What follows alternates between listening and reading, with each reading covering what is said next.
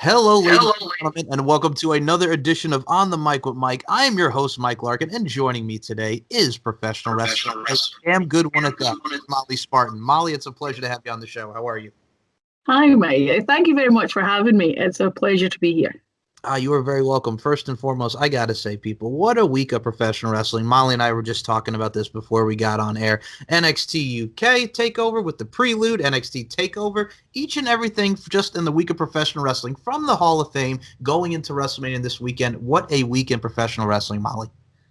It's incredible. I mean, we're recording this on Friday, so SmackDown is about to go, and I'd be nervous if I was on that roster. Like, not only are you the show just before Mania, but you're the show that has to follow 2 nights of NXT. Like, they've got a tough one, but hopefully it's going to be an exciting show as well. Because so far, being able to produce such high content in such an unstable and uncertain time is very impressive.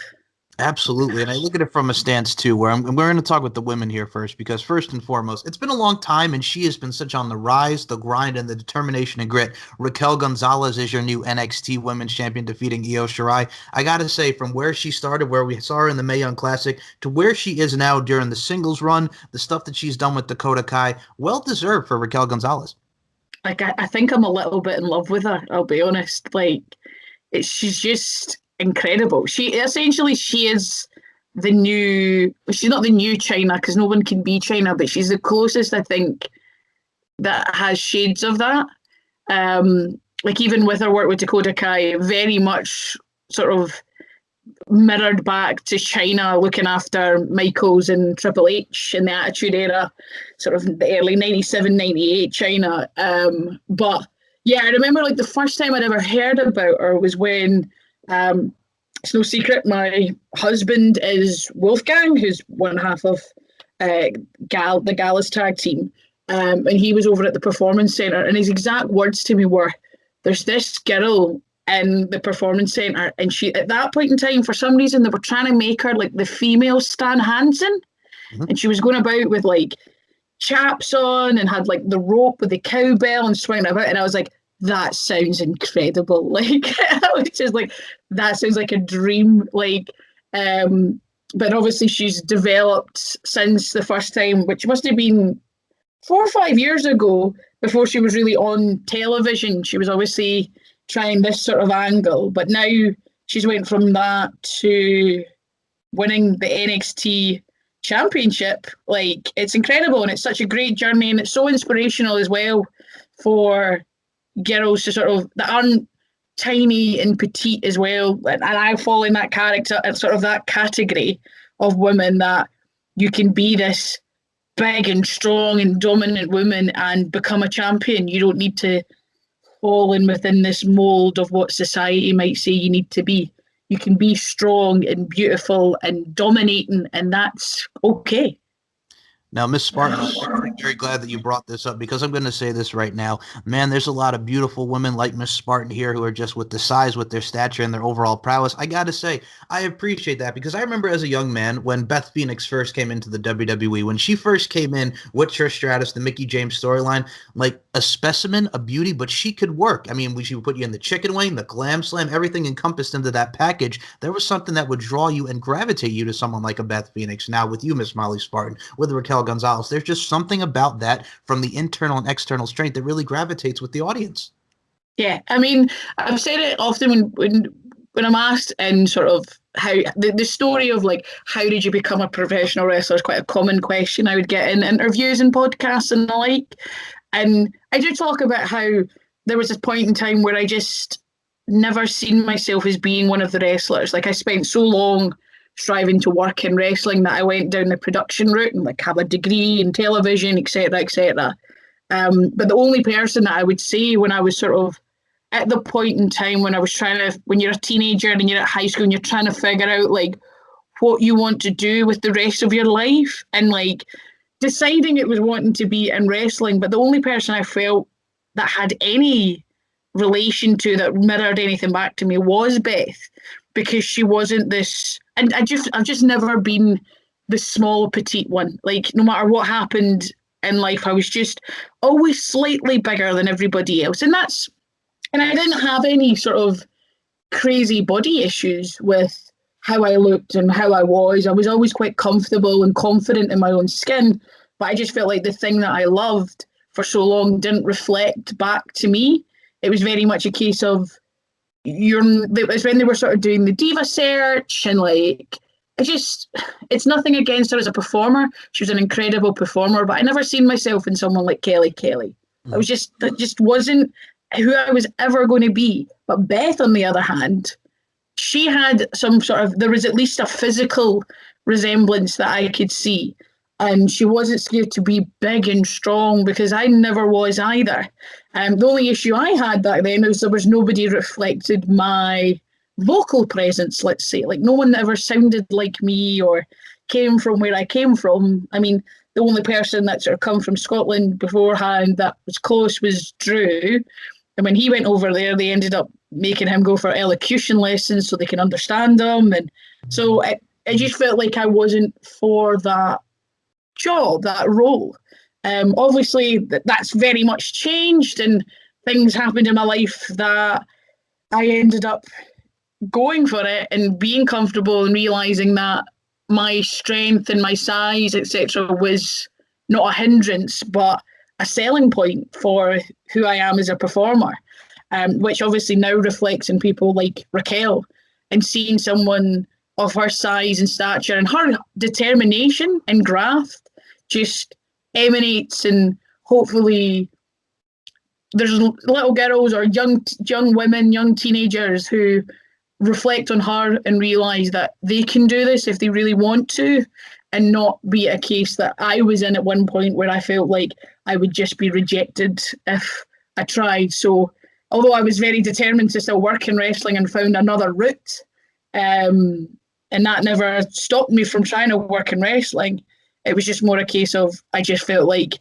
I'm not for that part of that world. But now, yeah, there's all the beauty of this sort of women's revolution, let's say, is the fact that there are women of all shapes and sizes and backgrounds and everything, you know what I mean, that allows you don't have to just fit in one mold. You don't have to be part of a diva search or that sort of thing anymore. You can be from wherever in the world, you can be whatever size, whatever background or anything, and you still can do this, as long as you can find your uniqueness and embrace that.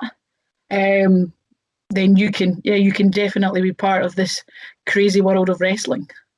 Beautifully said from a stand too, like from where we were in 2004, like you said, the Diva Search. Like when Christy Hemme first won the Diva Search, and she's going against Trish Stratus at WrestleMania 21. You go from Christy, you go from Candice Michelle, you go from all the girls, Eve Torres and such, whether it be in the Diva Search. Like I remember that time period from like 2004 to 2008 when a lot of the Diva Search girls were doing the Playboy covers, and then here's the Women's Championship match at WrestleMania. We've come a long way from that, and I also look at it from a stance too. Like you were talking about the production side of things. I mean, whether you're an interviewer, production side, really working in the overall auspices of wrestling besides not getting into it. I also look at it from a stance too. You're like a Jill of all trades. You did one side of things, and now here you are in wrestling. That just shows your overall acumen, your overall grit to where you want to go. Yeah, I mean, and there's nothing against that era. Like the girls that came from that all worked incredibly hard in order to, and I know this phrase gets coined all the time, but pave the way for the ones going forward. Mm-hmm. And I feel like when they talk about, I was actually watching Beth's Icon sort of documentary, and when she stepped away was when she felt like there wasn't really a progression for the women. The girls were still working hard and doing their best, but at the same time there was still this Christmas elf match where they're dressed in Christmas attire, or there's a swimsuit match, and you get to a point where you're like, there are so many talented women in there. And the thing is, I reflect on them now on the sense of, could you imagine what those girls could have been if they were given the fair shot, if they were given the fair stage, and they were given the fair opportunities regarding training and everything as well. Like when you listen to, I think it was Bailey and Sasha's, when they were talking about Brooklyn and how they kept things secret from when they were running through their match, because they thought if someone finds out we're doing this dive, or if someone finds out we're doing a flip or a whatever, someone might come over and tell us to not do it because we're the girls. So they kept it a secret in order to just do it, because it's quite a common turn of phrase to say it's easier to ask for forgiveness than it is permission. And I feel like eventually, with the women across all boards, be it independent, promotions, to the grandest stage of them all, have all sort of went, yeah, let's just do it and see if it works. Because we can ask for forgiveness and say, oh, sorry, I won't do it again. But if you do something and it sticks and it gets over with the fans, they're not going to tell you not to do that. They're going to tell you to keep on doing it. And that's why, even with the Bella Twins, the sort of give divas a chance and etc., was something that needed to be done, and someone of their caliber that had got over with the fans and managed to get over with the fans at a point where things like swimsuit matches, etc., were still going on. They were the ones that had to sort of put something like that out to give the girls that were trying their best to be allowed the fair crack at the whip. And like I think about, there was somebody as well, I can't remember them talking about, somebody came out and it was like Bill DeMott said them, you're not wrestling like a diva. And that, I always remember that line sticking with me, and me being like, that's so insulting. Yeah. Because if someone truly wants to learn and truly wants to be able to hone their craft, then why on earth are you holding them back? Why not let them become the best they can and see if that's accepted? And if it's not, they can learn how to wrestle like a diva, how they put it, but at the same time they can also wrestle like a wrestler, because so many of them can, and so many of them, you hear their backgrounds, and there's so many girls now that you look at and think they could easily take on half the guys. And I'm not saying like, oh, stick in Alexa Bliss with Braun Strowman at WrestleMania. No. That doesn't make any sense. But there's so many girls you can look at and go, like if Shayna Baszler stepped in the ring with half of that common day, sort of the modern day roster, she could probably take them on pretty easily. Even when you think about like your Charlotte Flairs, like height-wise, she mustn't be too far off somebody like Seth Rollins.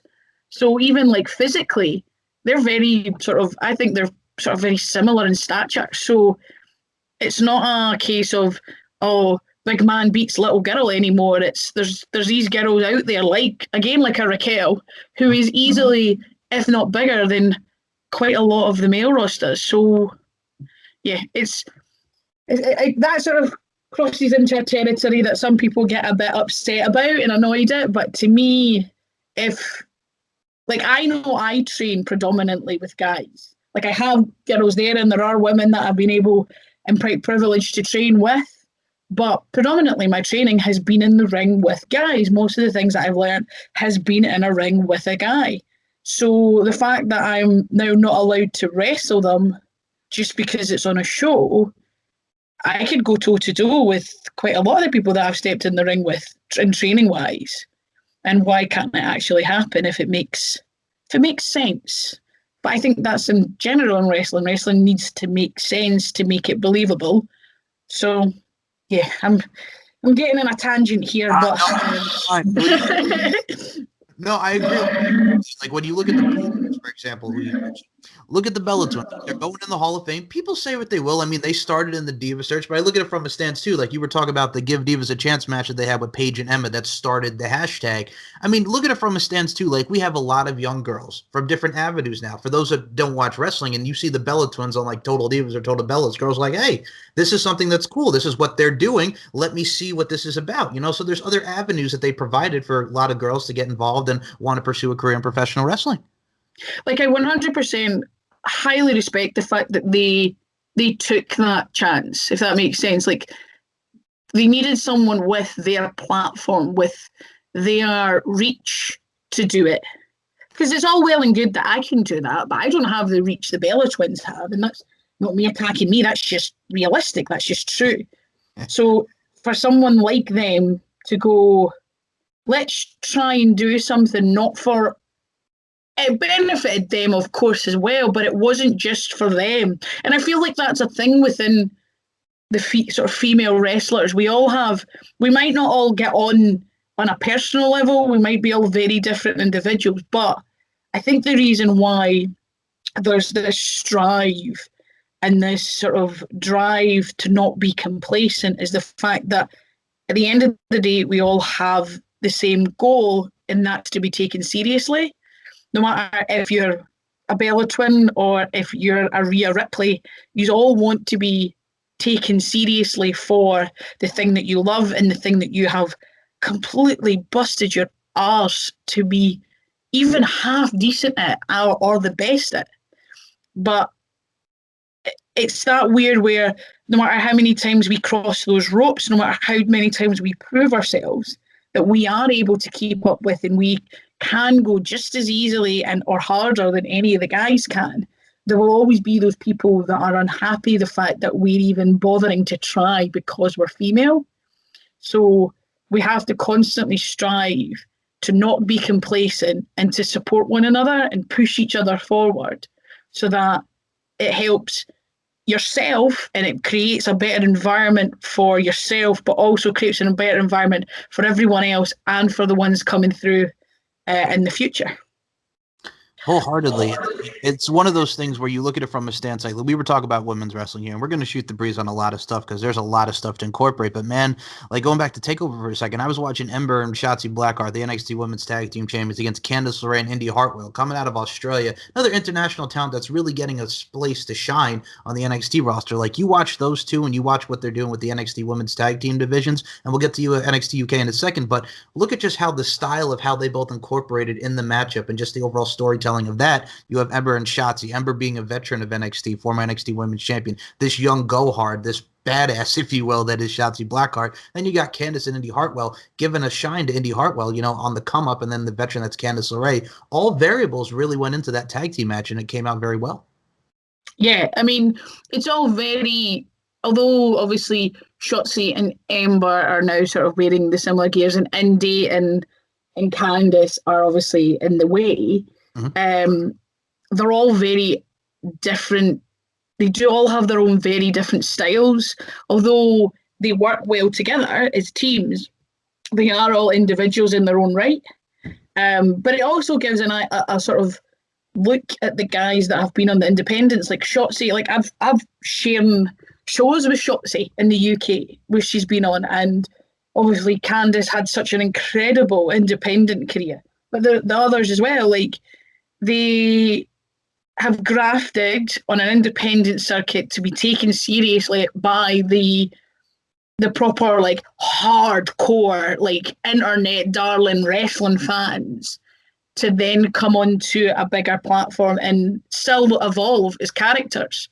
The way that Candice has completely sort of changed and evolved her style and her look from when she first come in the door as the very sort of pint-sized pixie to what she is now is incredible to see, and it's good to see that WWE, although they are hiring talent that can go and that they can stick in the ring and they can go straight away, they are still behind them in developing them and making them much richer characters so that you only look at them as their character and that they're as their performers rather than going, and here's the women, because that time's done. That's gone.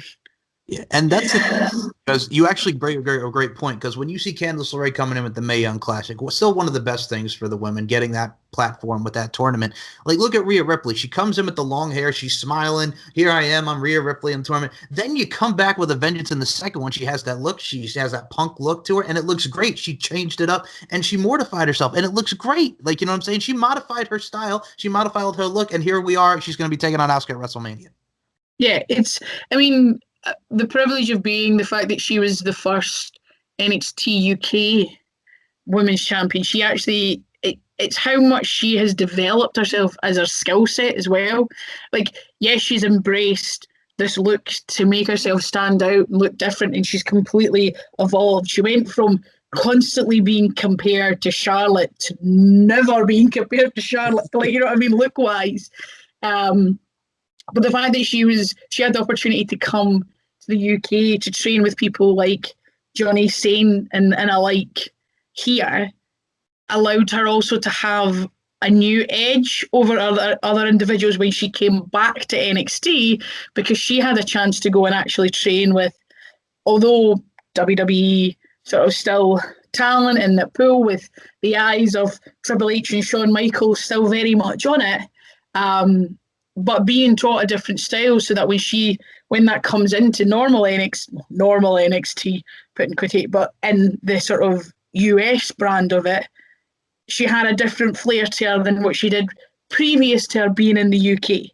And she's constantly evolving. And I think the idea is that there will be these different world brands means that it's no longer a conveyor belt of the same thing anymore. It's no longer just, and here's somebody else, and here's another, and they do suplex, and they do this. And everybody's got such a wide range of movesets now that matches are interesting, because you want to see, like, how could that be reversed by that individual, or she hits that, but she also can do that, so that could work well. And it just makes things exciting when things get competitive, and when things get, and not like a bad way, but like if you are constantly striving to be better and be good at your craft, then it means someone else is doing the same thing. And it's a case of you want those individuals to work together to put out this killer performance that puts both of them to a new echelon. But yeah, I feel like Rhea Ripley is one of those key players that is now going to come into the sort of the main roster fold. So we'll hopefully bring what she learned in the UK that she brought back over to NXT NXT in America will now go into the fold of Raw. And yeah, I'm really hoping this match with her and Asuka will just be absolutely killer. It'll be really hard hitting because, well, Rhea's not a small lassie, and well, Asuka, we've all seen the videos of Asuka from even our career here, but through Japan, when there's that video of her absolutely taking a tanking from Suzuki. Mm-hmm. And it's painful to watch, but at the same time, in the back of my head's going, she's tough as nails. She is hard as nails. So, yeah, it's just going to be this sort of technical mastermind, but at the same time, very sort of hard-hitting, strong match that we will at some 100%. I put money. There is going to be a moment where we all go, oh, in the match, because there's going to be something that just hits just perfectly, and it's going to be a absolute stoter of something. You just go, oh, but at the same time, will just make you invest and believe in everything more, because that's the aim of the game, isn't it? It is, and you're talking about like the style of that match. Like, I can't wait for it. There's going to be a German. There's going to be something in there. There's going to be a Riptide. There's going to be an Oskalak. There's something that's really going to make you go ooh and ah. And that's what makes a lot of the great matches that we've seen. Like, if her match with Charlotte from last year is any indication, and what Rhea Ripley has done thus far, and same with Asuka, it's going to be a stellar matchup. And like you were talking about the Japanese talent, what I love, and with NXT UK, like you're bringing in Meiko Satomura. Meiko Satomura was in the Mae Young Classic, a legend in professional wrestling. Like, she was having killer matches with Killer Kelly and Toni Storm in that Mae Young Classic, and here she is against Kaylee Ray being put on the NXT UK, the veteran that is Meiko Satomura. Like, that's great, and that adds a lot to that women's division over to the NXT UK side of things. Yeah, and it brings a different perspective regarding learning as well, because although the majority of the girls on the NXT UK have been able to learn sort of from the British style in British schools, and have access to do seminars with individuals like Johnny Saint. Like, I've had the privilege of doing sort of training seminars with him, and he still goes. Johnny Saint still gets in the ring and still wrestles with you and still teaches you so much. It's like, I always talk about seminars with him because you always learn something new. From his mind, it's just great. But bringing somebody like Meiko Satomura in is just the fact that she's bringing a different aspect.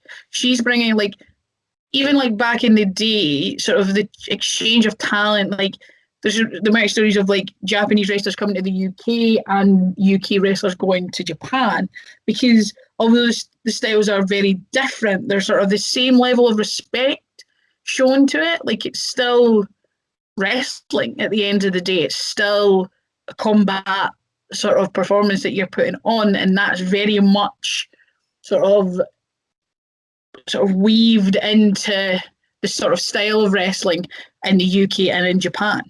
So it's always very, very well and complemented one another. And the fact that like individuals like Miko Satomura has come over and has worked with Kay Lee Ray, and previously to our signing to NXT UK, there's actually Miko and Kay Lee faced up in Pro Wrestling Eve in London at Wrestle Queendom. And that was the first time their matchup. It's on YouTube. If you want to see it, it's on YouTube and available to watch. It's incredible. But that was the first time Miko Satomura had ever been pinned in the UK. So the fact that she has that level of respect for someone like Kay Lee Ray is both humbling and incredible to see, because she clearly respects the British style to a high regard, to be able to come here so many times and face so many opponents. Like she's faced like Pete Dunne as an example of someone who booked Miko Satomura for a promotion he was helping with when he was still in the independents, purely because he wanted to wrestle her. Like he was like, she is the best. She's one of the best in the world. It has nothing to do with her gender. I want to wrestle her. So he booked her to wrestle her because he was like, I want to learn from her. I want to just be in the ring with someone of that caliber. So yeah, like it's incredible that she's come to the UK and to come to NXT, because it's only good things that are going to come from it, and it's only going to bring the talent up with her, because that just seems to be her mentality as a performer and as a female in wrestling. Agreed 100%. It's funny, like we're talking also about Kay Lee Ray too. Like the first time I remember seeing Kay Lee Ray, because my friend Rob is a big ICW fan, and he was telling me about this Queen of Insanity match. I'm talking about Fear and Loathing with Kay Lee Ray and Viper. Piper. And my God, like the bout and just everything, the intensity and just the overall brutality of that match. And I remember first seeing Kay Lee Ray in the Mae Young Classic, and I think she was eliminated first round. And I'm like, God dang, man, she's good. And then we see her in NXT UK, becomes women's champ, beating Toni Storm, one of the longest reigning, if not the longest reigning NXT women's champions. And it's just like, man, like every time that we see her each and every time in the ring for NXT UK, such a prominent role. And I'll be honest with you right now, I love me some Kay Lee Ray. Put more Kay Lee Ray on my television. Always. I mean, she's an incredible talent. I very much have the privilege of calling her friend, and being able to train with her is. She'll never understand how much I appreciate it, or as an honor, but because she's so humbling as well, she's just constantly just striving to make things better. I mean, you talk about that Queen and Insanity match. I was one of the people backstage picking out thumbtacks out their backs. I was there. I was very close to it all. But yeah, she's an incredible talent. She is an incredible sort of coach. She's always sort of striving and coaching to bring people up. It's never a case of, well, I'm Kay Lee Ray and I'm better than, like, she's always just, she knows she's good. She's aware of her talents.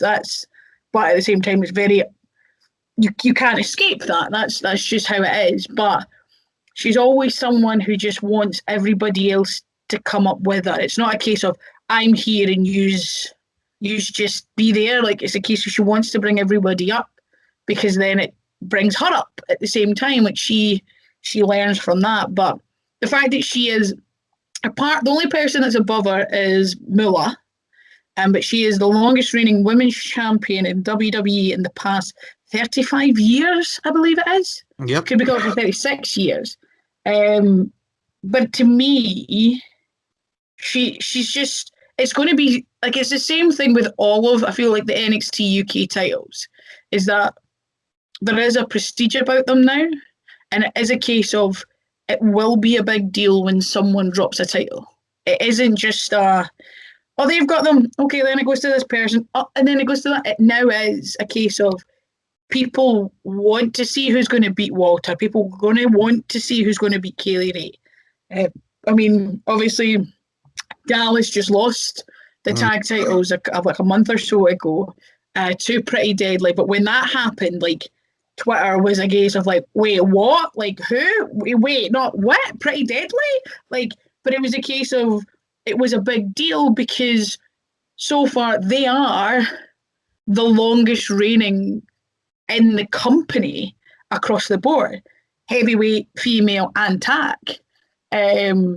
That they have completely surpassed some humongous names.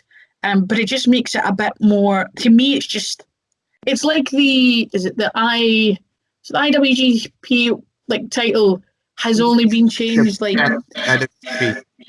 has only been changed. Is it something like it's only been changed like 8 or like 10 times in the last 10 years or something like that? So it's like because it's the shortest. Yeah, it's like the lineage and the history. We see Okada win it, or we have him retain it. There's been so many title retentions that it's so hard to feel like a title defense. So yeah, you're right. Yeah, it's maddening. So it's that case of like it has that prestige about it that now that I hope it still continues, because it should be a big deal when someone wins and loses a title, and it shouldn't be as easy as just right, you have it, right, okay, now you beat, like, a champion should be that. A champion should be the best. The person holding the title should be the best, and then people need to then strive and work to beat that individual, because that's how it works in sport. You know what I mean? Like, but no, like Kaylee is just, she's incredible. She's got an incredible mind. She's got an incredible foresight as well of how things are going to go, which I don't think people talk about enough, about her foresight in wrestling.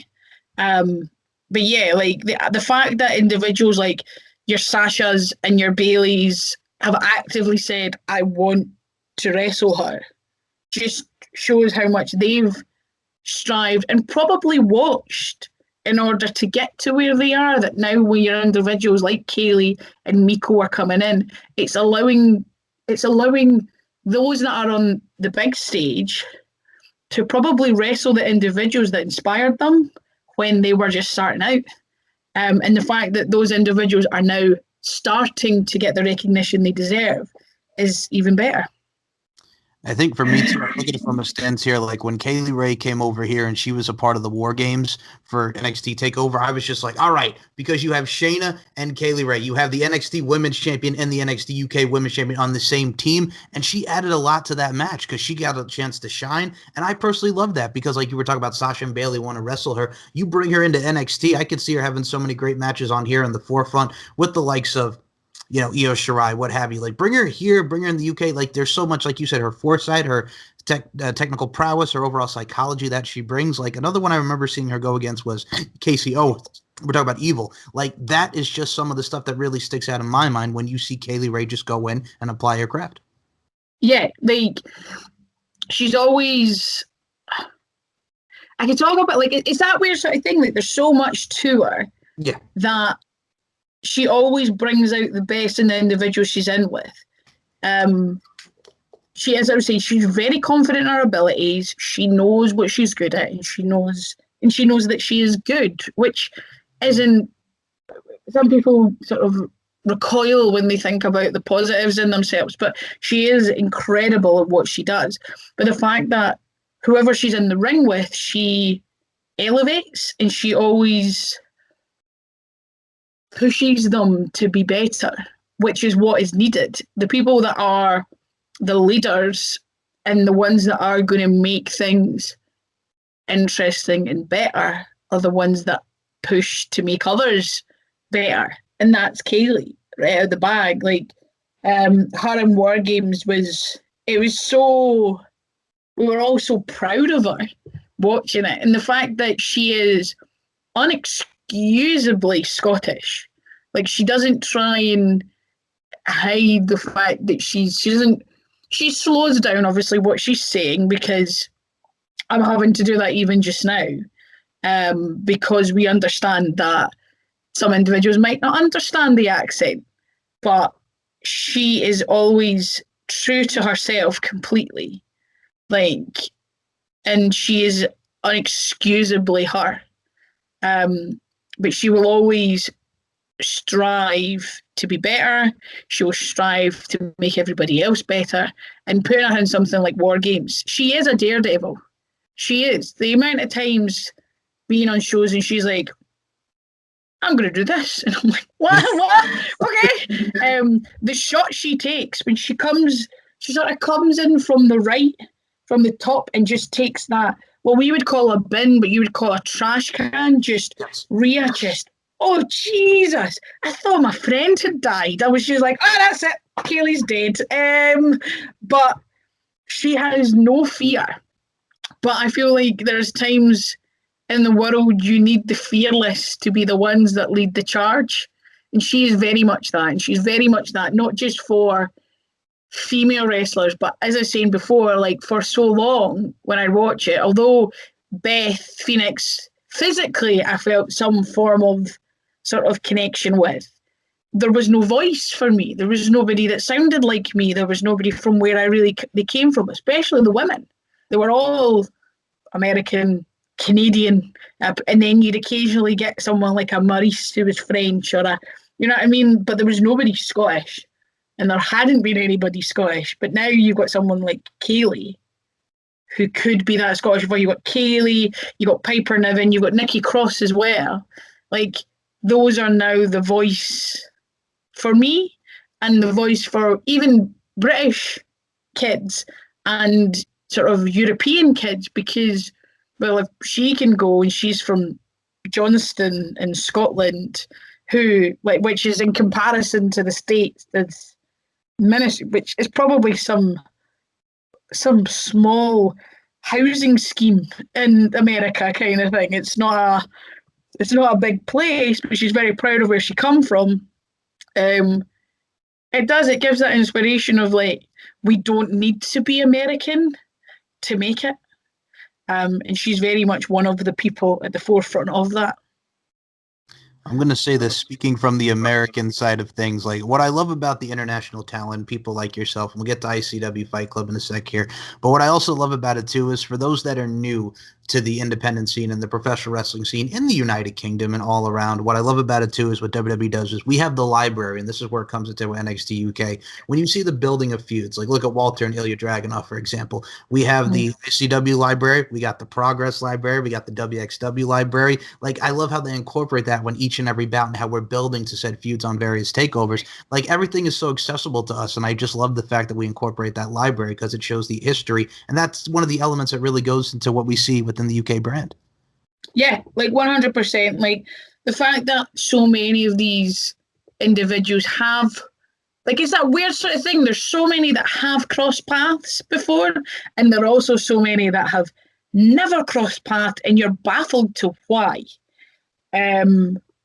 So yeah, it's great having sort of this independent circuit, but it also means that there are those that have been signed to NXT and NXT UK and now sort of predominantly only wrestle for them. But it means that now there's this interesting, I like to, like, within Friends, I like to say, like, the independent section now of the WWE network is essentially the farmer's market of wrestling.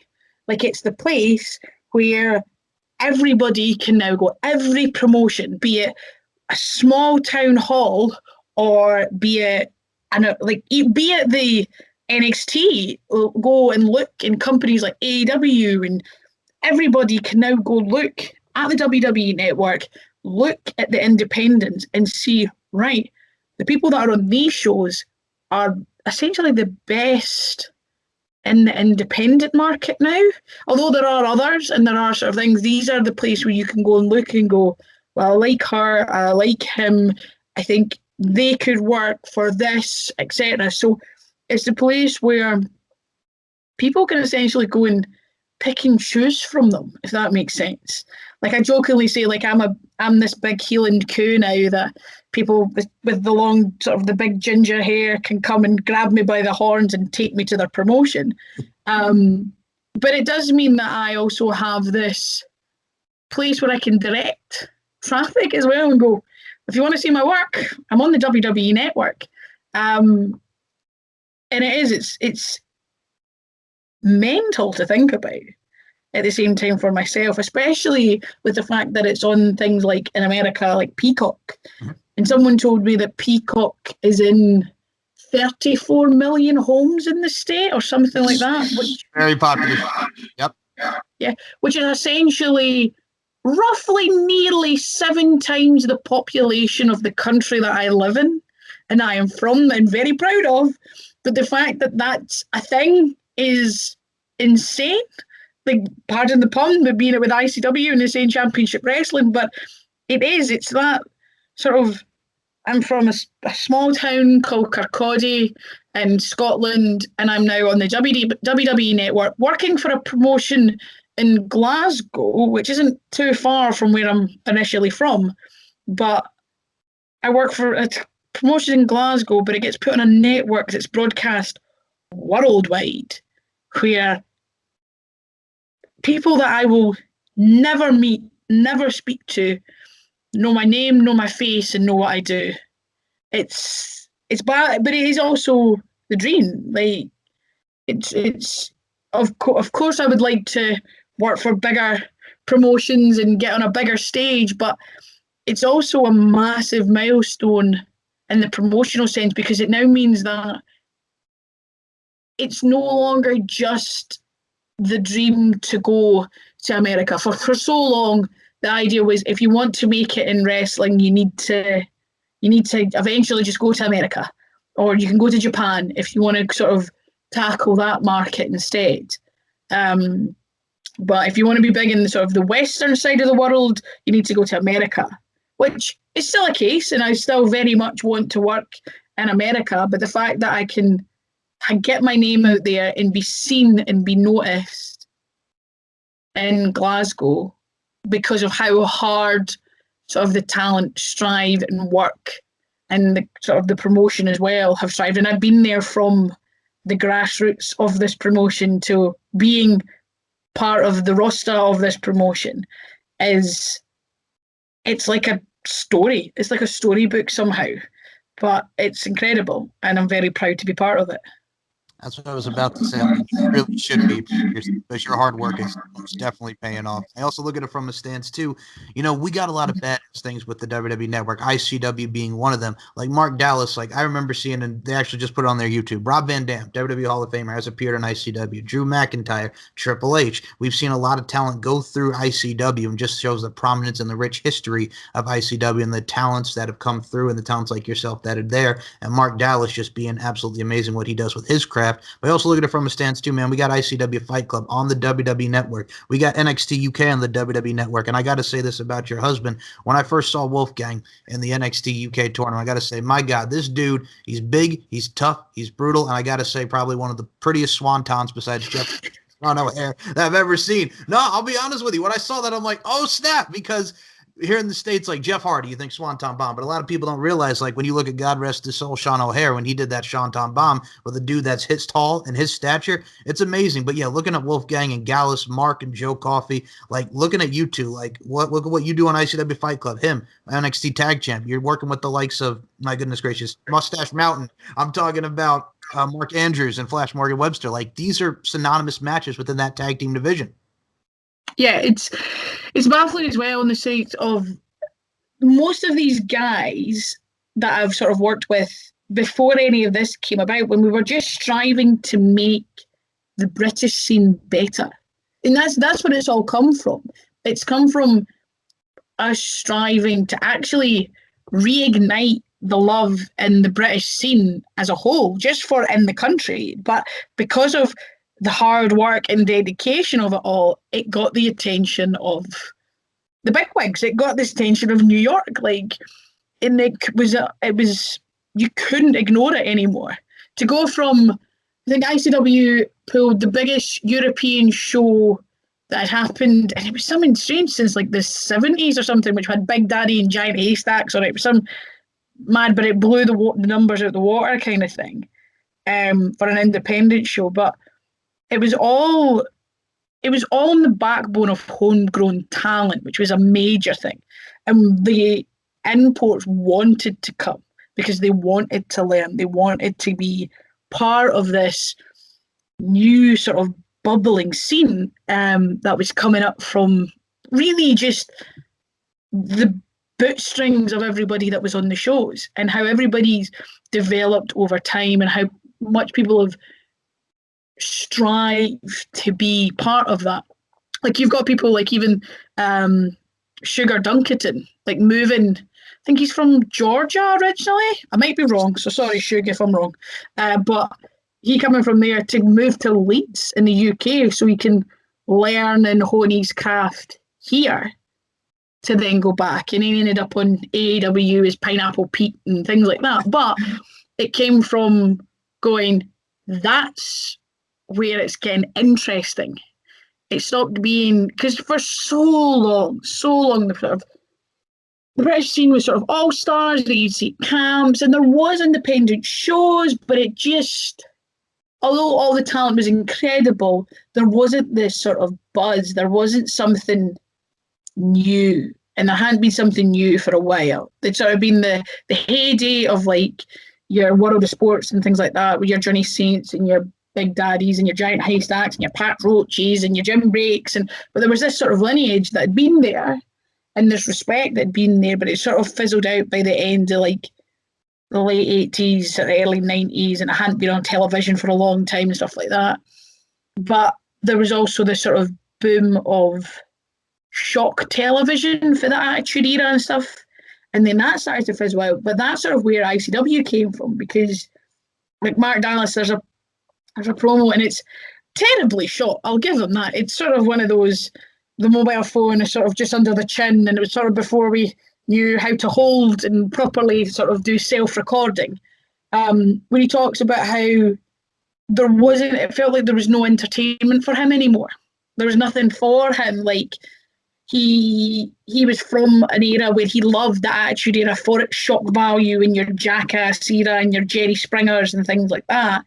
But that was no longer there for him. Like, the adults had grown up and were expected to grow up and not to be the way they'd been, and to enjoy the things they enjoy. They needed to enjoy a more mature product, where he just didn't want that, and he wanted to create, and he ended up creating ICW because he wanted to do something that was a bit more shocking and daring and a bit out there, because it hadn't really happened in the UK for a bit.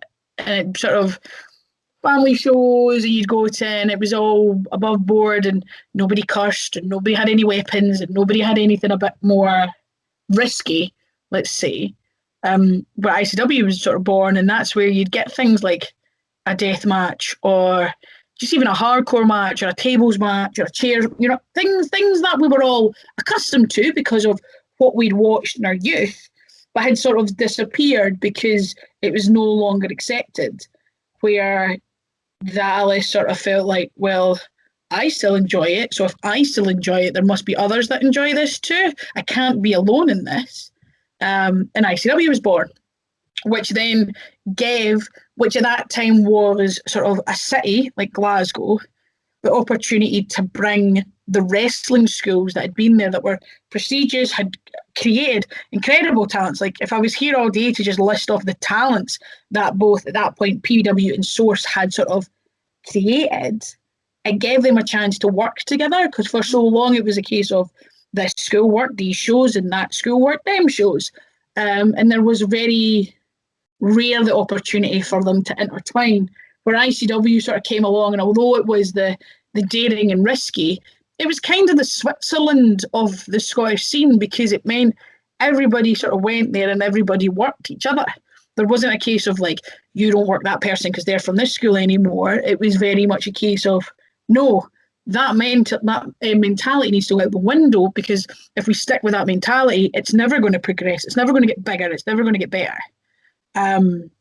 So obviously we had ICW that built up and built up. And then I remember I was friends.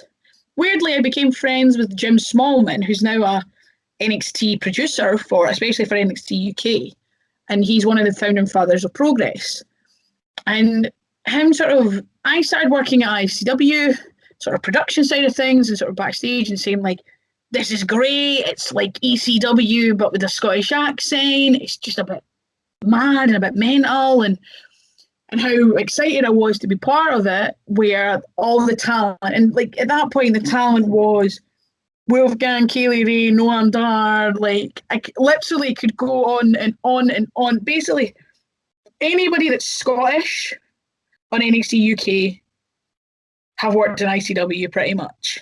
The majority of people have worked in ICW at some point.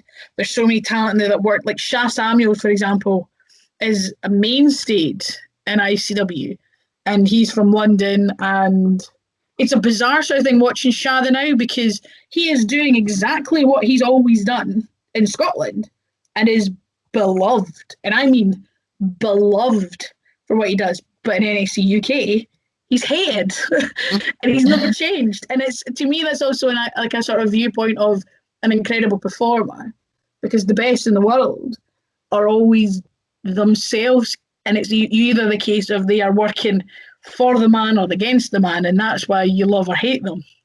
And Sha's sort of the viewpoint of that. He is Sha Samuels, undeniably, but he's now hated down south but beloved up the north. It's weird.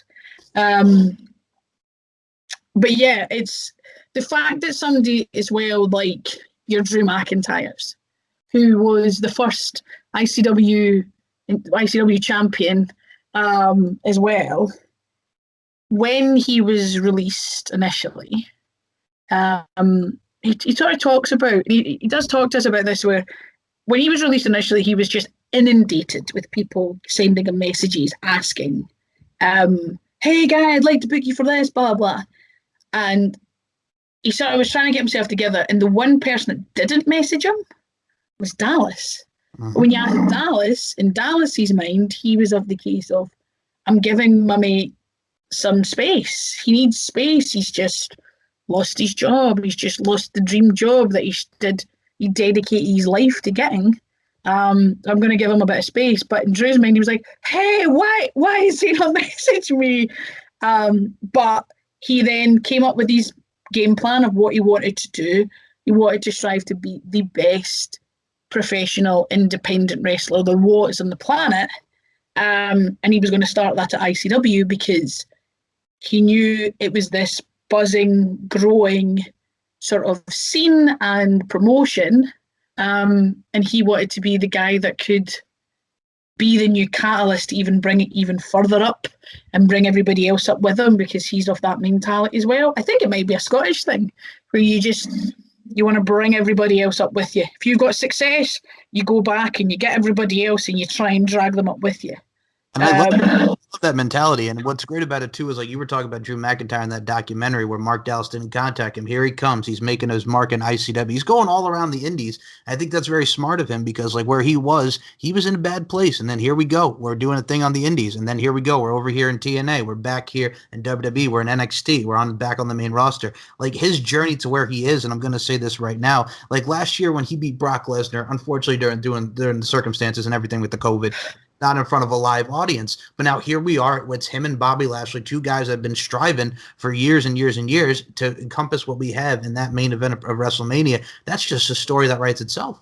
Mm-hmm. Like he's so inspirational. He's so there for everybody else as well as himself. Like it's not just about him. And having sort of the pleasure of working with him. Like I always say, like people have asked, like, oh, you've got a good clothesline. I go, yeah. Like Drew taught me that. Like Drew is one of those guys that if you asked him, hey, like I'm struggling with this, or he'd instantly be there. He'd help you with anything, with no question. If you wanted to strive and be better, he was there for it. And I often talk about it. I say, like, yeah, I learned how to do a clothesline because Drew hit me 3 times with his, and I got it. I was just like, right, great, okay, let's go, Drew. But he's just one of those guys. He just wants everybody to be better and wants everybody to come up with him. And there's a point, it's quite funny, sort of in ICW, everybody that worked with Drew, we've all sort of got our impression of Drew. And it's always the word like, I'm so tired. Because for so long, he just traveled the world. I mean, there was one week where he was with us in the Sunday in Glasgow, And he essentially travelled the world to come back to us the following Sunday. Like, we had shows a week apart. And he sort of, within that time, he sort of, it was some place in mainland Europe, two places in mainland Europe. He then went to Australia. He then came back, wrestled Matt Hardy. I remember he wrestled Matt Hardy in New York, and then he flew in to wrestle for us in Glasgow. He literally did a circle of the world to come back to us.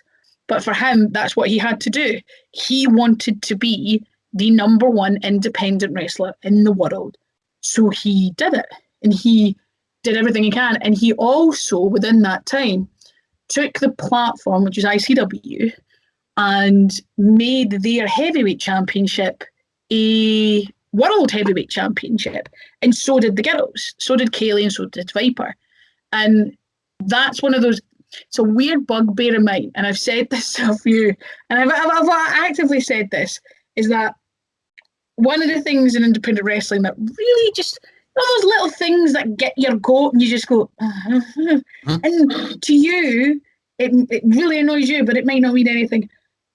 When promotions call their championships world titles and they haven't left like a 5-mile radius of their promotion, it drives me insane, because I know how much work, how much graft, how much determination, how much miles were taken to make the ICW World Heavyweight Championship and the ICW World Women's Championship took to make them world titles.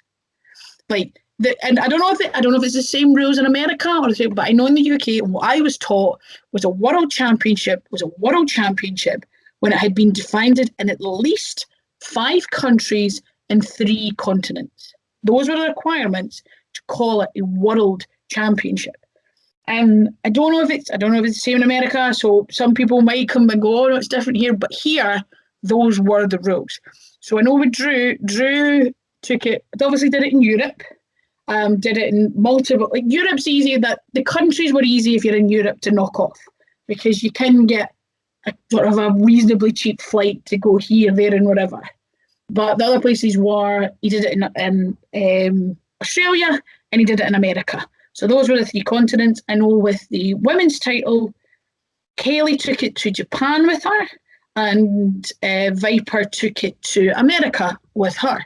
So they knocked off the continents, and we were in Europe, and we'd done many different countries, but we knew the continents was the hard aspect of it. The countries for us was quite easy, but the continents were the difficult.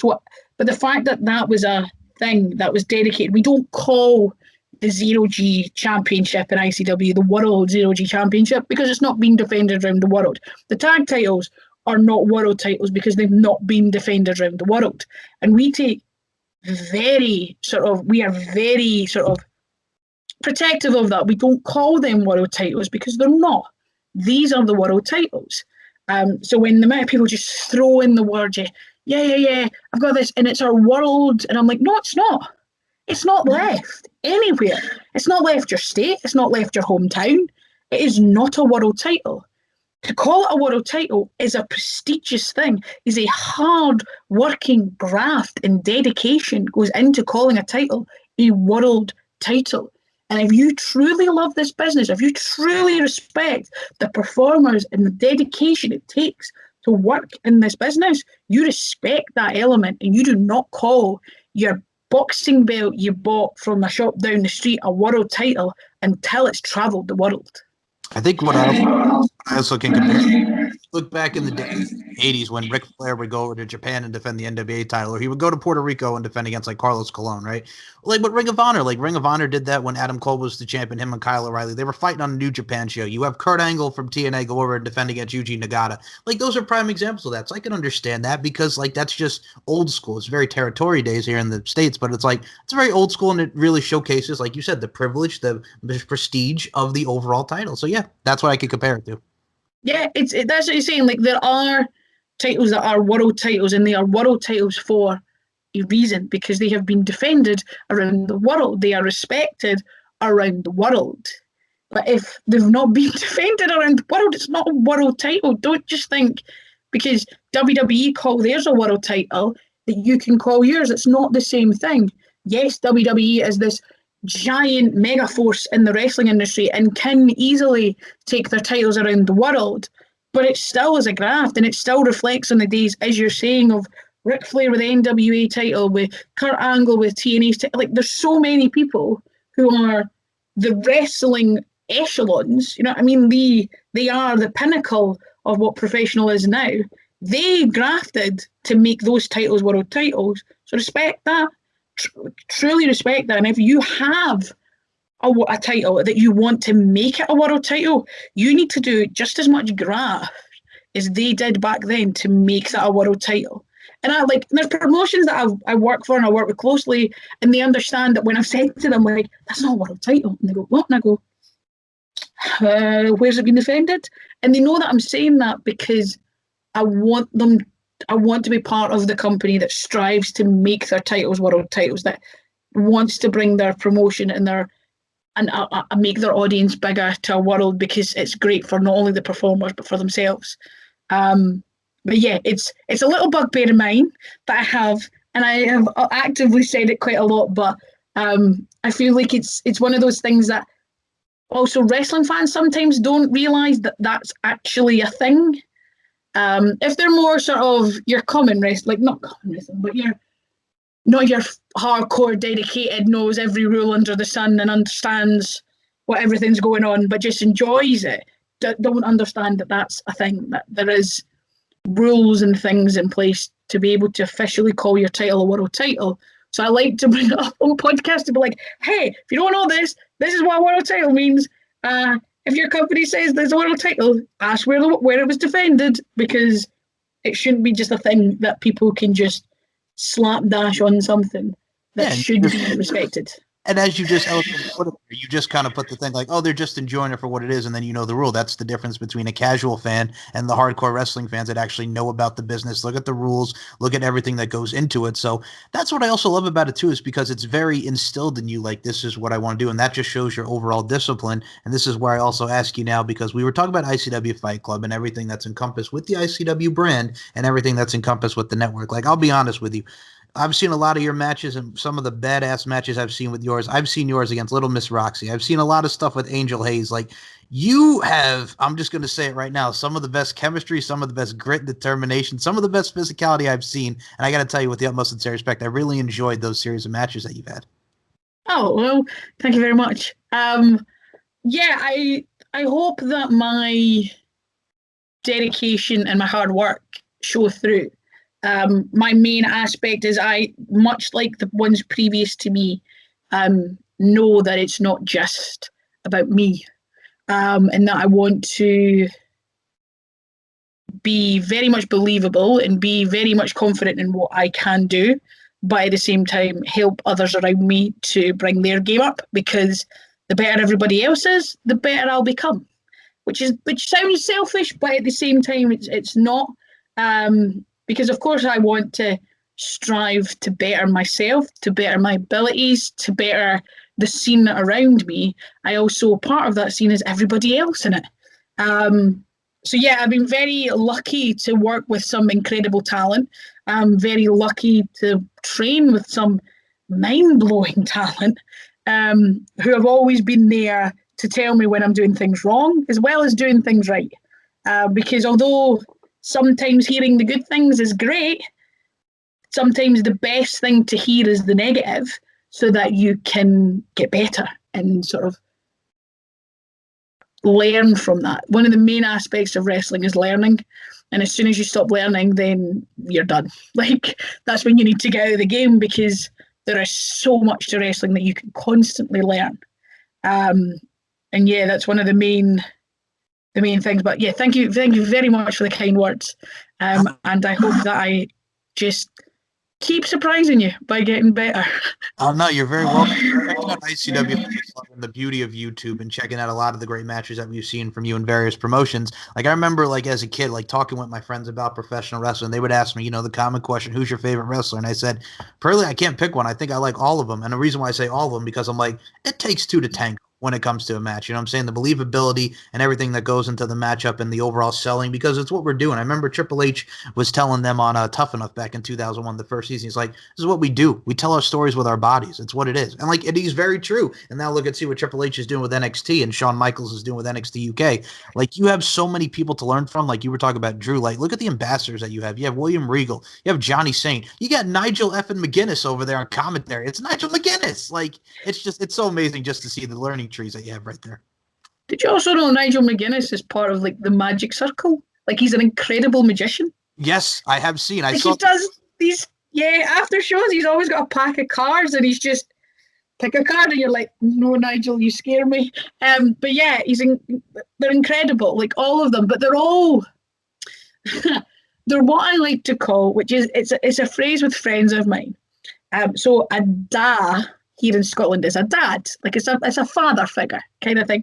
But you could be a father, you could be a dad. But if you're a da, then it means you're sort of the best at something. But to be a wrestling da is someone who takes their abilities, their sort of things that make them great, and use them to bring others up. It's not just they know their abilities and they could just coast on them all day and they'd still be revered as the greatest in the world. But instead of just coasting on that, they take sort of their position, their viewpoint, and their how people else see them in wrestling and bring others up with them and bring the people that have just walked in the door or have only been doing this for a couple of years and hone them to be better and to believe in themselves. And that's what every single person you've said, from Triple H to William Regal to Johnny Saint to Shawn Michaels to all of those, have all done to sort of bring up this new generation of wrestler to be confident and to be role models for the ones coming through in the future. But yeah, it's a really exciting time, and they are some of the forefathers to make it as exciting as it is.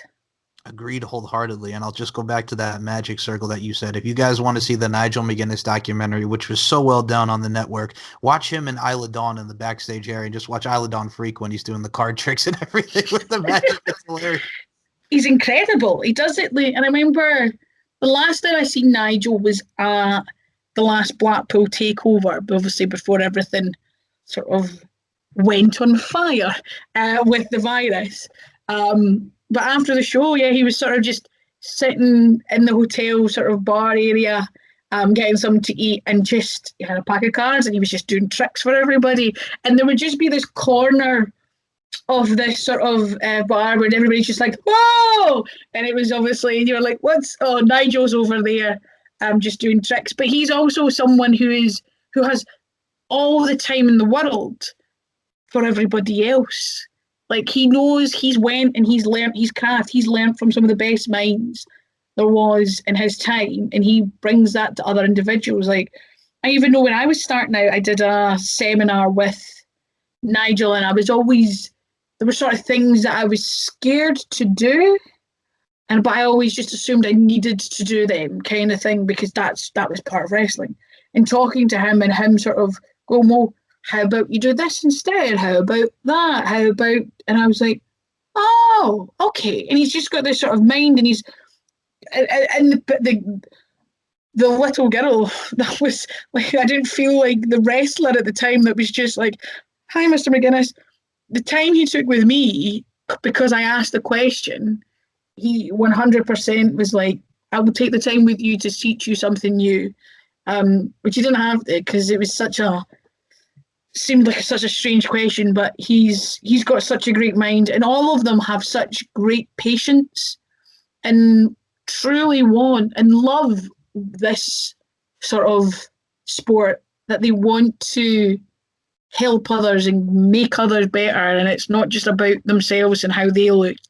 They truly want the people coming up to outshine them, which is mad to think, but they truly do. They want to make the next them and the next bigger than them as well.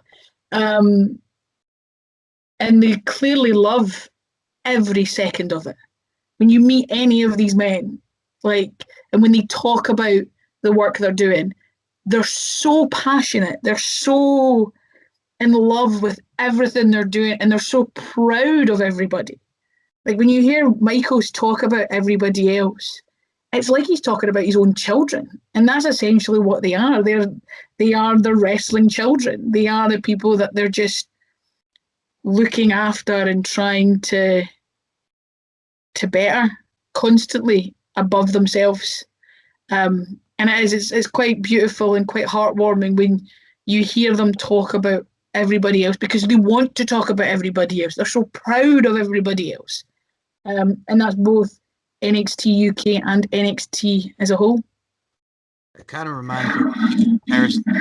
So growing up on Long Island, there was a very prominent promotion called the NYWC New York Wrestling Connection. Now, for those that are unaware of the New York Wrestling Connection, guys like Tony Nese, Zack Ryder and Kurt Hawkins came from there. Bull James, Matt Striker, so many people came from this promotion. There's a wrestler named by the name of Superstar Dickie Rods. Now, Dickie Rods had been wrestling for 20 years. I remember seeing an interview recently with him, and he's talking about, man, I wrestled Tony Nese, I wrestled Trent Beretta, who was Plasma there, and all these guys that have gone on to greater pastures. And he's like, I just look back at it and I smile because I got the chance to be a part of these guys with training and just going on to see them go into the future and have their success that they've had. It makes me smile because I was a part of that. Like, that's the type of stuff that I get from like Nigel and stuff. You're like, I'm just happy to be a part of this and help these talents out, and it's wonderful. Mm-hmm. Like, it is. I think the best coaches in the world are the people that when you talk to their students, do see them like father or mother figures, because they want to look after them. They will be like, and I even say that from the training that I've had, like work at GPWA, my coaches. Weirdly, one of them became my husband, but your Wolfgangs, your BT Guns, your Steve, so the 5 initial coaches were Wolfgang, BT Gun, Red Lightning, Jack Jester, and the now passed Lionheart. They then brought in people like Kaylee Ray, like Stevie Boy, Jackie Polo, Liam Thompson, to just name a few that have come through the door. But it's that case of everybody sort of, there's like a love as well. It's like a family love where when you're doing something wrong and you're doing something dangerous, they're there to be like, stop that. And we'll go, you need to stop that. This is out of order. Stop doing that. This isn't right. But at the same time, they are there to hone and teach and care for at the end of the day. And they want everybody to be good. They want everybody to live their dream of when we were kids and when I was stone cold stunnering my brother and he was hitting rock bottoms on me. But that's now the that's now the job. I don't do it on my brother, sadly, but it's a case of they understand that everybody that walks through those doors had the exact same dreams and mentalities they did when they were their age and at their point in their career. And they just want to be able to give them the help that maybe they never got, but they now can provide. It's a new world, it's a new approach to everything as well. And they're now teaching people the way that I think, and I know this from obviously my partner and things like that, talking about the way that they would have loved to have been taught, how the way that they would have loved to have learned. They're now doing that. They're now putting it into practice and seeing some incredible results. Now, I'm going to say this first and foremost. I went the opposite route. I didn't do stunners or rock bottoms, but I did do a mad Shane McMahon coast-to-coast elbow drop when I was a kid, so I can relate to that. Absolutely. You made me laugh when you were talking about stunners and rock bottoms to your brother. We've all done it as kids, you know. 100%. Oh, my brother was obsessed with The Rock, to a point where when my brother left our family home, he had a poster on the back of his door that had never come off his door since he was like 3. And it was when the poster came off, you could see the colour difference of like years of like the paint. Still, like, my brother has actively said to me that the reason why he fully supports my choice to be a professional wrestler is one day he will meet Dwayne Johnson because of me. Cool, like, okay. Like, still enamored with him. But at the same time, when you think about it, that's a pretty good role model to have. Like, he's done pretty good for himself. And there's so many people that you go, they're great role models, and now people are now striving to become the role models that they looked up to. So yeah, because he was The Rock, I obviously was like, well, I'm Stone Cold. And yeah, he took many, many a stunner, and I took, although he was so much smaller than me, so I'd have to like crouch down to get put in the rock bottom, but would like jump up, and it was great. It was just the thing that we truly bonded over. But weirdly, I'm the one that became the wrestler and not him. Well, hey, he gets to see his sister do amazing, amazing things in the professional wrestling world and just have that overall love and admiration for her sibling. And I also look at it from a stance, too. Like you were talking about ICW being kind of like the ECW. And what I love about that is, too, ECW had a little bit of everything. Like right over here, we got Eddie Guerrero versus Dean Malenko. Technical, just absolutely amazing stuff. Mm-hmm. You have the crazy matches, the barbed wire matches. You have the ECW title matches. It's like, look at ICW. You have these crazy matches, the Queen of Insanity. Like over here, we'll have some comedy. Here's Joe Hendry talking about Grado stole his lunch. Or boom, boom, boom, Jack Jester's in my room. Like there's so many things that are encompassed that I love that. Yeah, I mean, I always think ICW is like a box of chocolates where there's going to be something in it you like. Like it's not, there's going to be things that are maybe not your cup of tea, but there will then be something that you love. Like there was like, I remember there was a point in time where we were hyping some there was like a casket match getting hyped. There was some mad 4-way death match thing happening. And then at the same time, there was like a best of 5 series between Joe Coffey and Noam Dar. Yeah. And it was so technical. And so the people that loved that were just like, okay, that's what I watch. That's what I take. I come to see that. And then there's a cage match going on that has BT Gunn and Wolfgang in it. And then you've got a barbed wire ropes match with Drew McIntyre or Drew Galloway and Jack Jester, and it's just a bit of insanity. But then you have like Joe Coffey coming out and doing a parody for Phil Collins with somebody dressed as a gorilla, and then you've got Grado with everybody singing Like a Prayer, like it's the last thing they'll do on earth. But yeah, everything's there for you. If you're looking for something, if you're looking for some form of entertainment, you'll find something you like. You might not like everything, but there'll be something that you enjoy. Agreed. That was like me going to Ring of Honor on Long Island at Sports Plus, which was like an arcade downstairs, and then you had the venue up top. What was cool about it is, too, like you go on a Ring of Honor show, you'll see like Homicide and Colt Cabana brawling. You'll see Jay Lethal and Low-Ki going at it, and then you'll see like these scramble matches in pure wrestling. Like I remember seeing Claudio Castagnoli, Cesaro, against Milano Collection AT, who's done his thing many of times in Japan, and then here's Bryan Danielson. Daniel Bryan just main evented with like Christopher Daniels or whatever, and it's amazing. And that's the great variety that we get. And I'm going to say this right now. I do have a couple final questions. And Molly Spartan, I'm going to put the overture out here to you. Anytime you want to come back on the show, you're more than welcome. I really enjoyed talking wrestling and just shooting the breeze with you today. It's been a lot of fun. Yeah, it's been great. Yeah, of course, like wrestling is very easy to talk about when you actually love it. So exactly. I'm more than happy to come on and talk about whatever wrestling-wise. But yeah, no, I'd love to come back on. Maybe I could come back on with my tag partner, Casey Owens. Absolutely. Obviously, we form the She-Wolves. So yeah, we'd love to come back on and talk about wrestling, because it's the one subject that I know I can constantly talk about and not sort of get bored with. I will say, before I get to my question, you mentioned Casey Owens. I've seen you two together in the matches with Casey Owens. Like, we could be here all day, but I'm going to say, if you guys have not seen Casey Owens with ICW or on NXT UK, she's had some badass matches on NXT UK. Like, that's another one who I just love seeing. I love seeing her progression, and I love seeing your progression. It's one of those things where you have a badass women's division, you have badass women in general, and you two encompass that. So I definitely would love to have Casey as well. So much love and respect to you both. But one thing I got to ask you, man, we got WrestleMania these next 2 nights coming up. I got to ask you, night 2, every card is going to be great. Every top to bottom match has a story. But I got to ask you, first and foremost, triple threat match, Roman Reigns, Edge, Daniel Bryan. Who you got? I have to say Edge, because Edge is my favorite. An absolute, like, poster boy, love. Edge is just my favorite, and I can't, like, you know, those sort of guys that are just like, I can't say anybody else but him, because if I do, I have somehow betrayed everything that I love. So I have to say Edge. I think it's the full circle if he wins. Like, Daniel Bryan is like, it's a weird sort of thing where I've said before, where Edge and Daniel Bryan pretty much have the same story. They were 2 guys who were so in love and dedicated to the business, and it was ripped away from them. They had to retire out of no choice of their own. They were told they could not compete anymore. They were not allowed to compete. And then all they did for the next how many years, strive to get back. I like to sort of remember when Edge first came back, people sort of said, oh, there's another part-timer. And I was like, no. Edge is not a part-timer. Edge is that dusty old can of baked beans at the back of the shelf who's always been there but just never been allowed to move.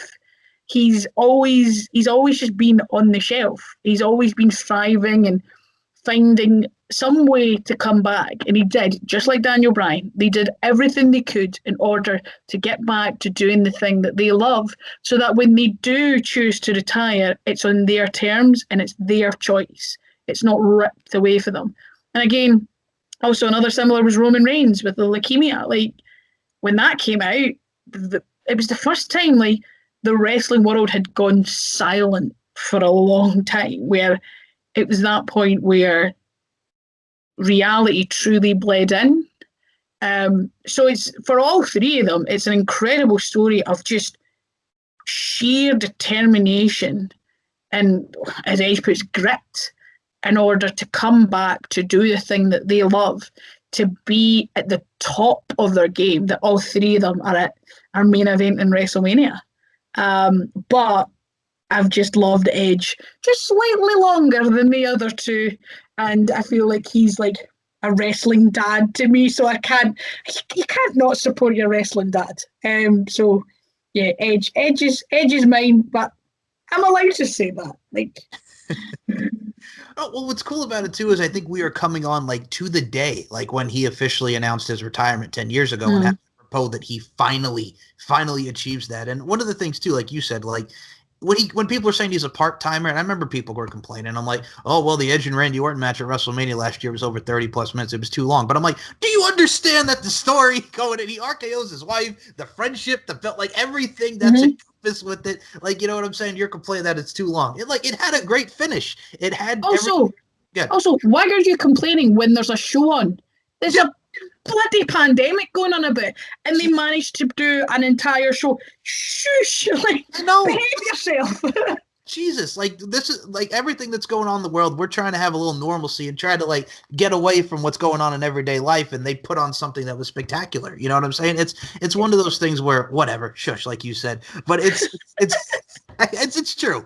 But it's one of those things when it comes to Edge and everything that's encompassed. I want to see him win. Like the thing with Christian at the Royal Rumble, and Christian's doing his thing now in AEW. But it's just amazing to see those guys come back. Like, I was an Edge and Christian fan. You know, Reek of Awesomeness, 5-second pose, give me it. When Edge did his solo run, Christian did his solo run. On Americans, Edge and Hulk Hogan, Edge and Randy Orton. Like, everything that he was involved with, he made great. I just love the pair of them, both Edge and Christian, at the age of 40, have decided to get in the best shape of their lives. Right? I genuinely had the honour of doing a tour with Edge in the UK with a company called Inside the Ropes, which I genuinely think my friend Kenny McIntosh, who booked that, purely booked Edge to see me get flustered, because I'm Miss Cool, Calm and Collected. But when Edge walked in the door, I ran out. I actually ran away. Like, I ran to the bathroom and I was like, I'm not ready for this. Like, he walked in and I was like, no, I'm not ready. I need to give me a minute. I think they genuinely did it for that. But the fact that there was a point where Edge was talking about how he told a story about when he won the world title for the first time, and he didn't go to the gym for like 2 years. And I was like, what? What? How? But saying that, but now is in the best shape of his life. Yep. So is Christian. When Christian walked out on that Rumble, I was like, hold the boat. What have they been doing in the Rocky Mountains that they've come out looking like this?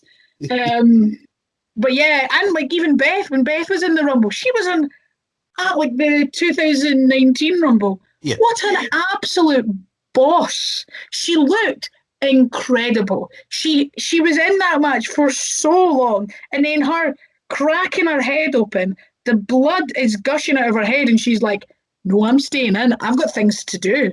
I love that. Just an absolute boss of a woman. Like, love her. And that, like, I mean, yeah, it's just I'm like, what are they doing in the Rocky Mountains that make them look like that? Like I'm gonna go there. But yeah, like no, for me that match I have to go with Edge. And yeah, as you're saying, like 10 years essentially from the day where it was all Yeah. taken away from him with no choice. It just that was it. That was it. He had to, and I can't even fathom what that would be like to completely dedicate your life to something that you truly love, and you get to that pinnacle of that. You know what I mean? You're at the top of the mountain. You've climbed the ladder. You've broken the glass ceiling, and it's just all taken away from you, and you just can't. That's it. And the fact that they just instead of just accepting that, all three of them. One thing I give them, all three of them was like, nah, I'm not accepting that. I'm going to go back to doing what I love, and there is nothing any of you can. And when I come back, you're going to put all of us in the main event, and that all of them have done.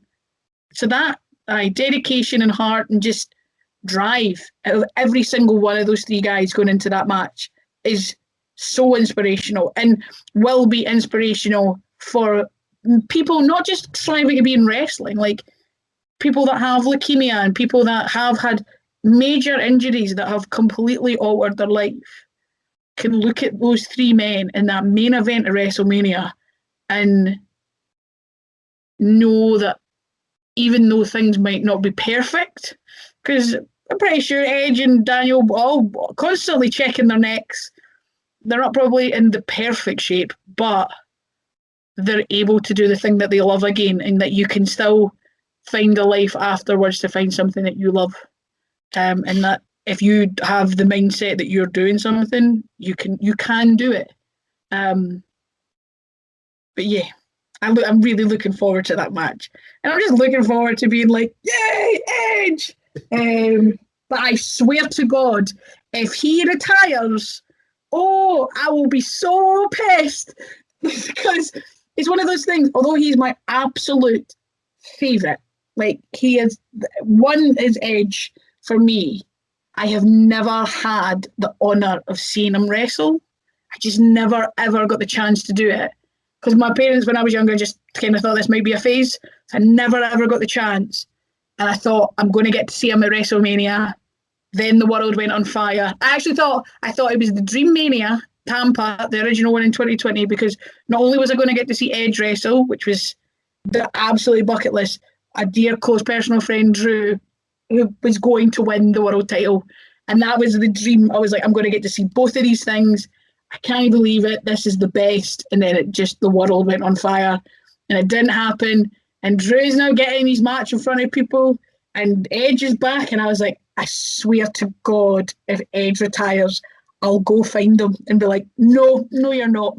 Get back in that ring. Not until I see you wrestle. You're not getting to. But yeah, I'm very excited. Very excited. I think the hashtag great. I got to say, look out, Edge, in the mountains of Asheville, North Carolina, because Molly Spartan is coming for you if you retire. I'll find you. I'll climb those ruggies. I will find. I know your house plate says Copeland. I watched that documentary with the Beth Icon thing. I've seen your house plate. It says your name on it. I'll find you.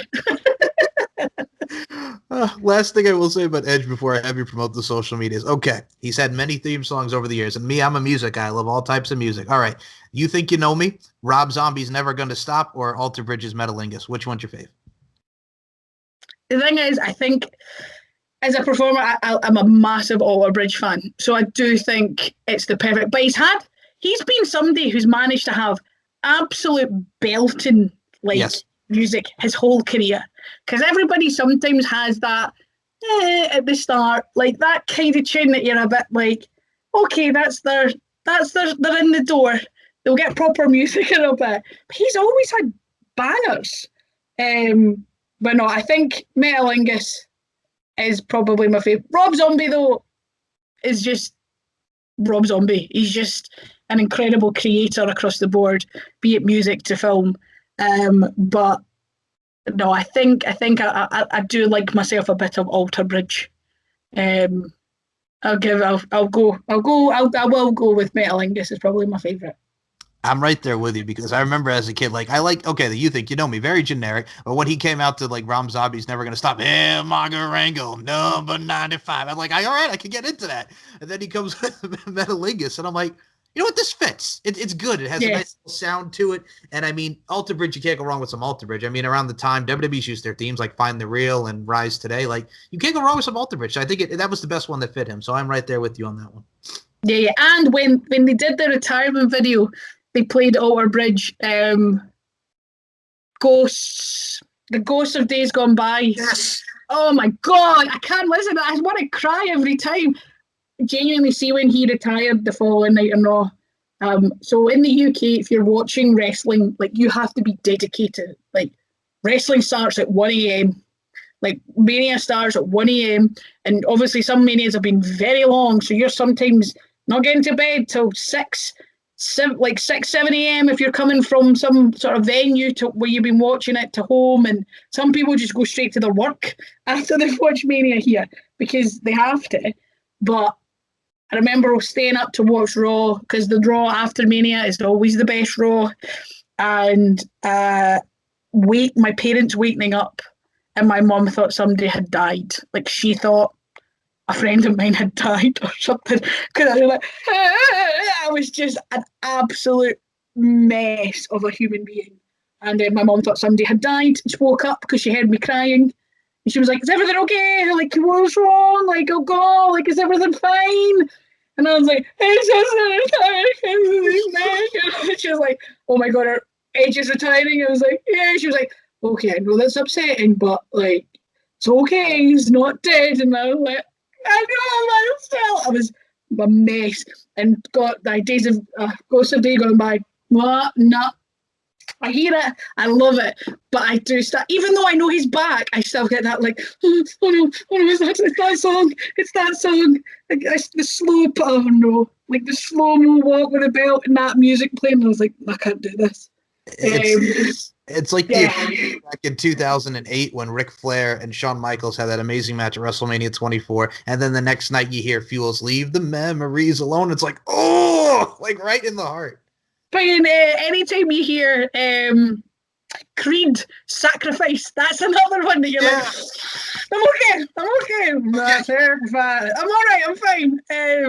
But no, Ghosts of Day Gone By is my one for Edge. I just, the chin just starts trembling. I'm like, I'm okay.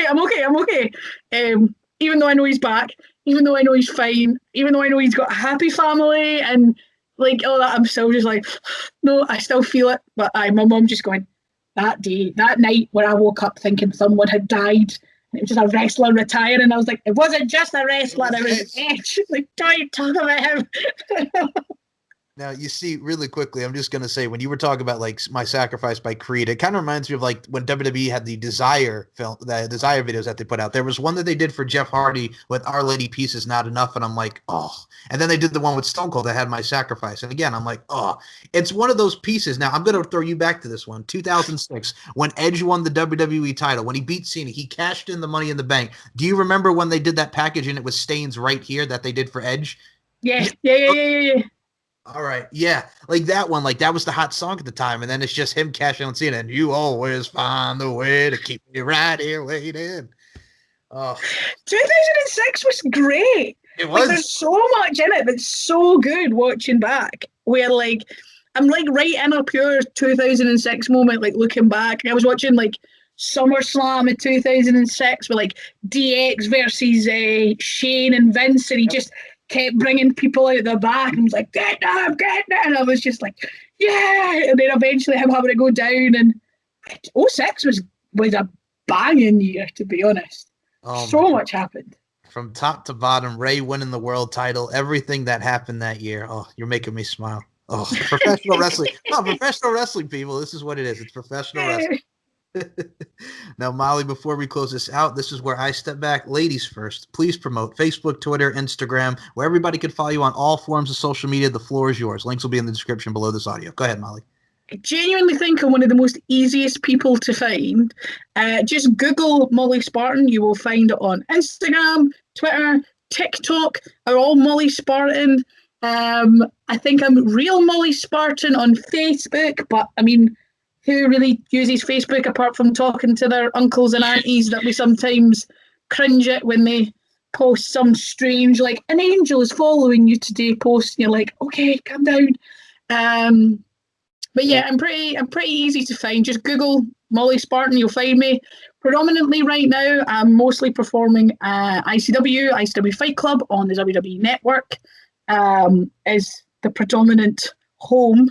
Actually, I think I'm on episode tomorrow night, which will go live on the network roughly around 5 p.m. in the UK. I think it's like noon, 1 o'clock in the US. I say roughly. They never put it up at the same time each week for some strange reason. Sometimes it goes earlier, sometimes it goes later. But it will be on up tomorrow, which is Saturday, the 10th of April. I believe I'm wrestling Emily Hayden. Yep. So yeah, that goes live tomorrow. But yeah, all good. That's probably the easiest way to find me at the moment. And to watch me is on ICW Network. The WWE Network for ICW Fight Club. Hey, it's the same thing that we get on Thursdays with NXT UK. Sometimes it's 2 o'clock here in the States. Sometimes it's 3 o'clock. It's okay. Yeah. We get it. Yeah. Sometimes you're just like, when is it going to go? Oh, it's strange when I'm going, 5 o'clock, 5 o'clock, 5 o'clock. And then somebody goes, I've just watched your match. And I go, it's 4:30. How? And then I'm like, oh, it's up. Okay. So yeah, but they're not the best on time, but it goes up. And it's exciting to watch. Check out ICW Fight Club on the W Network. Check out Molly Spartan. If you're not, what are you doing? We got a hell of a talent right here. We got a hell of a person. My goodness gracious. Molly Spartan, do you have any final words? Not just for in general, but just for your fans. I've been supporting you since day one. The fans of Molly Spartan. Go ahead. Any final words for the fans? I really appreciate everybody's support through it, from my coaches to the individuals who follow me online and follow my career. Hopefully that once I've decided to hang the boots up, eventually people will be happy with the fact that they followed my career and are proud of what I've done. The main thing I want to strive is to create a better environment and a better place for people to work in, especially women. I think we're doing an incredible job just now, but I will never get complacent to where I am, and I will always strive to do better and be better, so that those that are following me will be proud of the career I have at the end of the day. Beautifully said. And I'm going to say this right now. My final words, 2 things. Number 1, if you want to see her husband do one of the sickest and baddest swanton bombs I've ever seen in my life, check him on each and every week on NXT UK alongside Mark Coffey and Gallus. And the little like tip bag of information. So when the UK tournament initially happened, when my husband first graced the screens for WWE, the second rope moonsault he hit on Tyson T-Bone had more people looking at it than John Cena did that week. And that was like a weird bit. Somebody came up to him and went, you've had more views than John Cena this week. And he was like, what? And yeah, that second rope moonsault for some reason just really caught the eyes of people. But he does that. He's a strange sort of performer where he learned all the flippy things when he was like quite slim and sort of small, and then he just became this burly big man, but still was able to do these incredibly angelic things.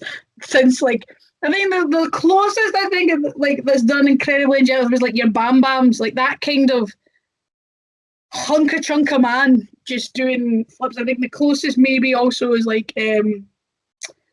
Bronson Reed in NXT does like a beautiful splash, like a very Bam Bam splash. But yeah, I do love a big hunka chunka man that can do some impressively graceful things, and my husband is definitely one of those men. Most certainly. That, I'll be honest, as soon as you said that, moonsault brought back smiles to my face from that tournament. Absolutely. Man, there's a lot of great wrestling out here. We got a lot of great talents. We got a lot of great shows. It is a great time to be a professional wrestling fan. And my last words for you, Miss Molly Spartan, as I always say on the show, beauty, strength, and dominance, the 3 key elements that make women the work of art that they are. Molly Spartan, I include you in those sentiments, and I thank you so much for your time today. Thank you very much for having me. It's been a pleasure, and we'll happily come back on any time soon. Absolutely. For Molly Spartan, my name is Mike Larkin. Thanks for listening to another edition of On the Mic with Mike, and I will talk to you next time.